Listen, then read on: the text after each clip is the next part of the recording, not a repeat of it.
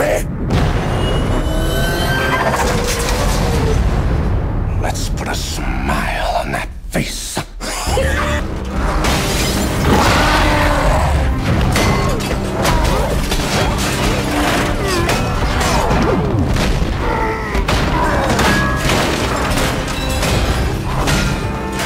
Gonna come along and change your world forever. Fellas, give yourselves up quietly. Okay.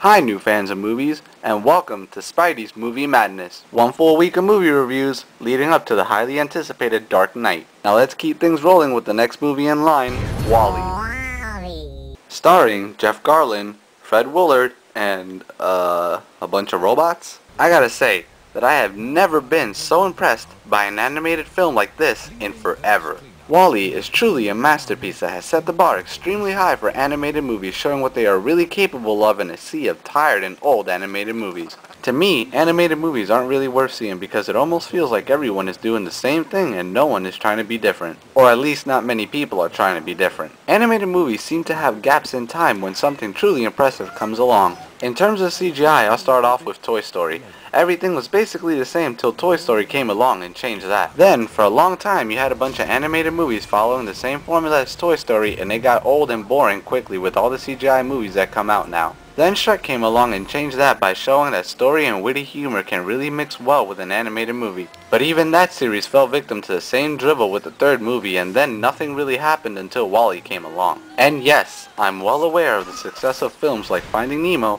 Cars, and Meet the Robinsons, but to me, those films were more of the same. I'll be honest with you, I didn't give a fuck about Finding Nemo, and I saw Bambi when I was a kid, so I don't need to see that movie with a fish. And Cars?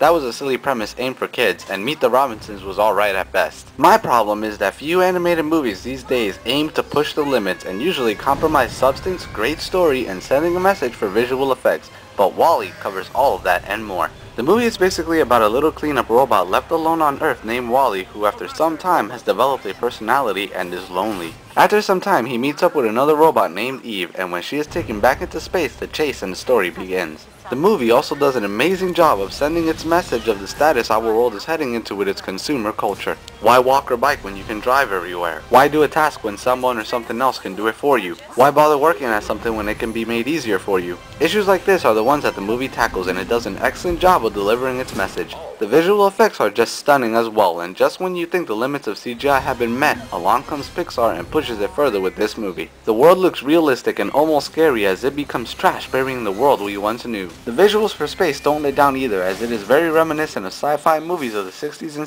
70s like 2001: Space Odyssey. The visual effects for space are just so amazing and hauntingly beautiful that you can't help but to look at it and say, wow. Interaction between characters is humorous, and any dialogue in the film always pertains to something of importance, so the few words that are spoken in this film aren't wasted. At the risk of being called a fag, and for those who think that, fuck you, WALL-E is very cute, and the film is extremely charming along with its cute and funny gags which make children and adults both laugh.